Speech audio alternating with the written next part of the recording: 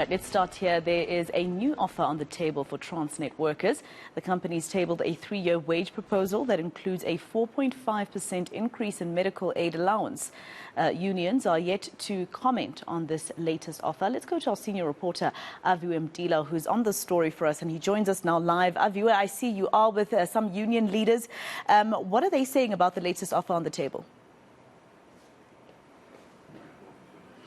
That's correct, Maseko. I expect national office bearers of Satawu re-strategizing here. We do understand they reached a deadlock into the late evening yesterday around 11 o'clock where the talks actually fell apart. We do understand they've been offered a 4.5% wage increase by Transnet from the 1st of October, and then the following 2 years the offer is at 5.3%. Let's just get an idea then from the General Secretary of the union if they will accept this offer or what's going to happen next.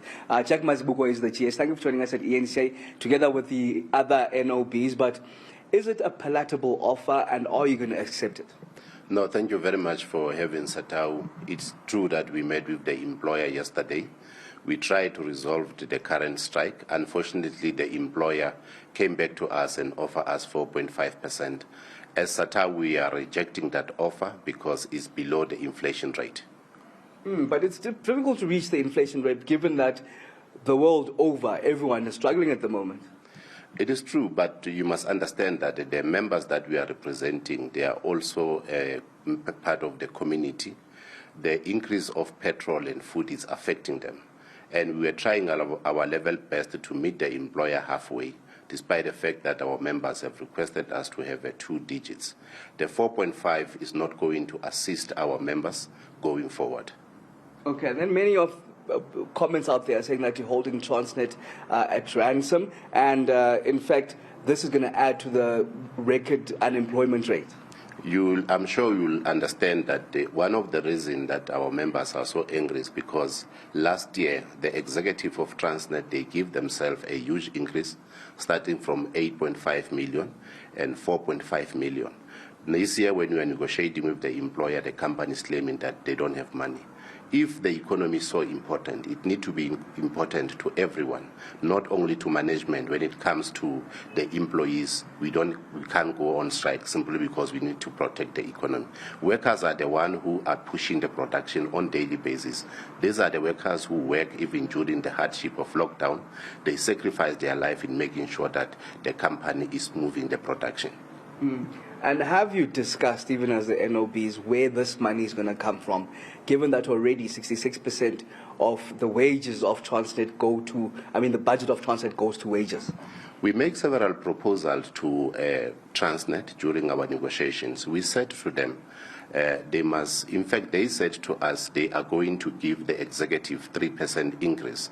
If we look at the 3% of a person who's earning 850,000 per annum, it's a lot of increase. We said they must take that 3% and give it to workers, at least up the 4.5% to 7.5%. They are refusing to do so. And what happens? Okay, let's talk about your contribution. What are you bringing to the table as the unions per se? From our side, we said we are willing to negotiate with Transnet. Remember, this is the company that last year have reported that they made a profit of 5 billion, which we believe that it is that 5 billion that they have shared amongst themselves, amongst the executive, whom they get 8.5 million a bonus. So from our side, we are open to engage Transnet. We are open to compromise where we need to compromise, but we cannot compromise below the inflation rate. Okay, and then just lastly, you've reached a deadlock. What happens going forward? I do understand you, the second biggest union at Transnet, holding around 20,000 employees. Unfortunately, Transnet have left our members with no option. What we are going to do now, we need to intensify our strike in making sure that we send a strong message to Transnet. We are going to engage with other sectors that we are organizing. We are going to apply a solidarity because what we want workers to benefit from the hard work that they provide to Transnet.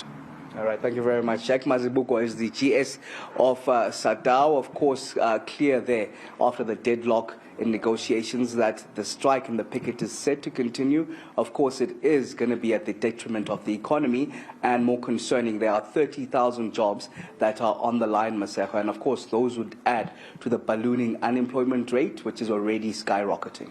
All right, Aviwe Mtila live for us there with Satawu, saying that they reject the latest offer by Transnet.